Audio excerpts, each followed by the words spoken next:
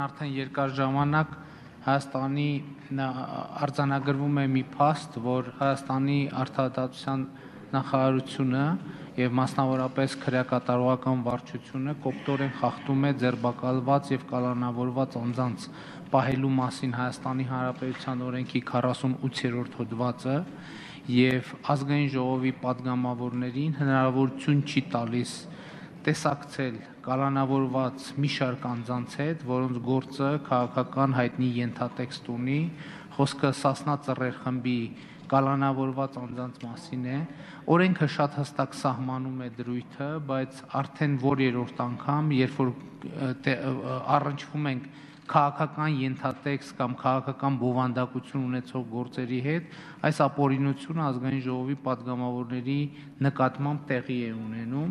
եւ ես ուզում եմ ընդգծել, որ ավելի կոպիտ խախտման է գնացել ազգային անվտանգության ծառայությունը, որը օրենքով երաշխավորված, ուղղակի երաշխավորված ձերբակալված եւ կալանավորված անձանց պահելու վայր падգամավորի մուտքի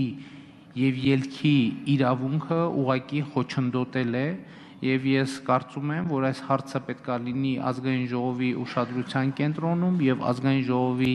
նախագահի ուշադրության կենտրոնում եւ ես ձեզ կոչ եմ անում համապատասխան պարզաբանումներ պահանջել ազգային անվտանգության ծառայությունից եւ արդարադատության նախարարությունից իհարկե առիթներ կլինեն այդ պարզաբանումները ինքս էլ անձամբ կպահանջեմ համապատասխան ներկայացուցիչներից, բայց սա ասում եմ նաեւ ձեզ եւ ազգային ժողովին ի գիտություն։ Շնորհակալություն։ Ես կարծում եմ կարող եք դուք ավելի